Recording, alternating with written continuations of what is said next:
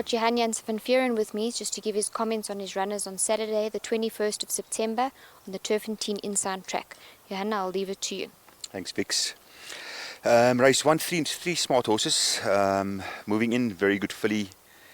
Had a long break. She had issues with her knee. We managed to get to the bottom of it now. I do think she'll need the gallop a bit, so I do prefer my two younger colts or geldings. Master Casper bet also over 1,000.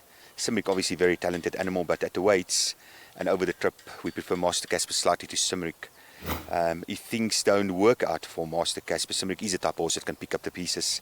So I expect both of them to run close there.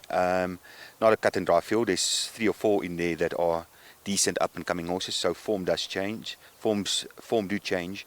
But yeah, expecting 2 good runs from those 2, and moving in. She won't be far out of it because she's a decent type, but definitely will be better next time. Race 3, we got Inspector James. If it was 1,000 meters, I would have been super confident. I'll tell you that he'll win, he won't lose. So we're just going to ride him cold, but he's working fantastically well, and I do believe he's probably our best runner on the day. Race 5, Obsidian. He ran a good run on debut. He was a bit green, very immature. He's still a bit immature. He's looking for the ground. So I do think, listen, it's a small field, so it's crazy saying you're running the money, but he will run very well. He'll run close without me being overconfident. I think he's a type horse that will probably win his next start. Race 6, I prefer Chasing Happiness over So Seductive, mainly because she's a better horse. She's giving a ton of weight away though, which does bring 2 or 3 others in this race into contention. Competitive handicap this, I think. Actually I had a chat with Lawrence this morning. I said to him, you've got to play careful in this race because it's small but competitive. These top division handicaps, they're all decent horses, and luck in running and pace plays a big part in races like these. Both my horses are well though, working really well. I think they'll both be close up, and preferring Chasing Happiness slightly over So Seductive. Race 7, same scenario. Nettleton, tough penalty last time. I always defend the handicappers, but yo, for a 5-year-old mare to get 3 points for running second in handicap, the filly's had 5 years to prove herself.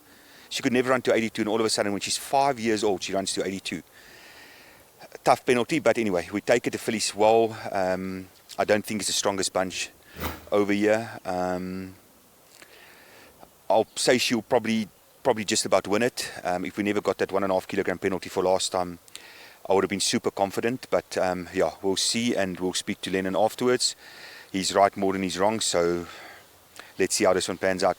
Lovegrass, she's a tough filly, pick 6 only. When she behaves well, she runs well. When she behaves poorly, she runs poorly. She's just one of those. If you take your exotics early or pick 6s, you've got to obviously put her in, because come race time, we don't know what she's going to do. Barbaresco is probably... it's not quite where he's supposed to be. Obviously, it's a big season, long season coming up, and we brought him in this race softly. He's obviously the class horse and will run very close or win it.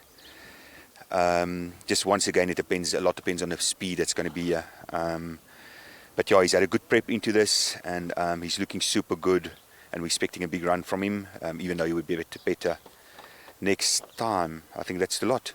Thank you. Thank you so much for your time. Pleasure. Thank you.